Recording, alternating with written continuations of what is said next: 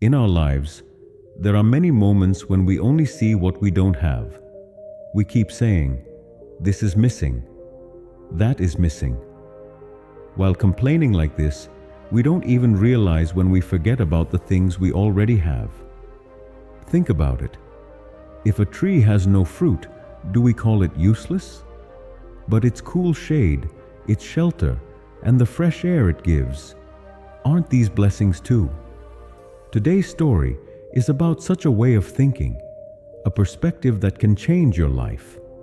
It will show us how the lack of gratitude can close our eyes, and how just one positive thought can turn our hardships into blessings. A long time ago, when people still traveled long distances on horseback, there lived two young men named Ethan and Lucas. They had very different personalities. Ethan was calm and patient, while Lucas was quick and bold. They were working in a big city far away from home. 3 years had passed, and now their hearts longed to return to their village, where their families were eagerly waiting for them. One day, Ethan stayed calm as always, but Lucas became very angry. Their carriage driver refused to take them through the forest, so they had no choice but to walk on foot from the border. They started walking quickly, hoping to cross before darkness fell. The first forest they entered was full of hunters' traps. Step by step, very carefully, they avoided them.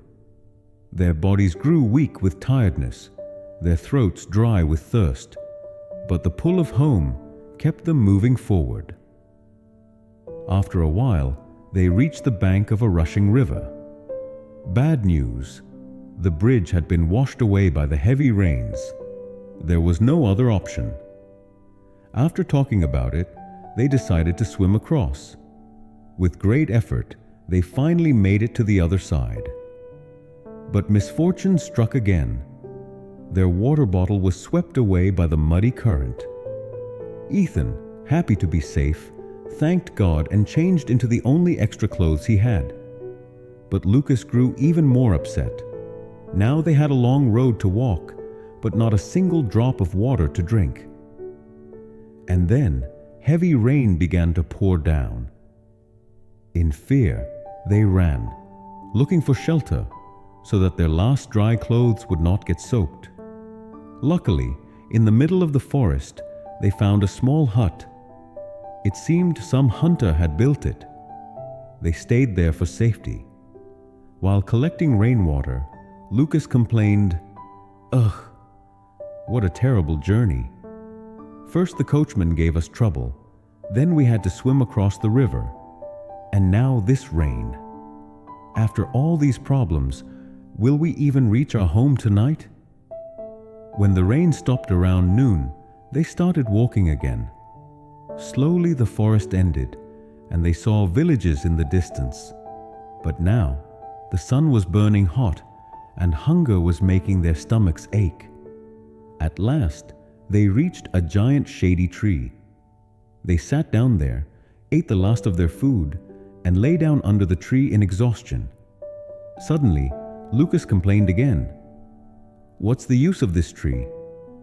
It's big and shady, but it has no fruit. It's useless." Ethan stayed quiet and thought for a moment. True, the tree had no fruit. But wasn't its shade a huge blessing in this hot sun? Just then, a calm, deep voice came from the tree itself. "I am the great tree under whose shelter you rest. For hundreds of years I have lived, watching the seasons change. My roots protect the soil from washing away, and my branches give homes to birds and insects. Every creation has its own purpose. Do not call me useless by looking at only one side. Look a little deeper."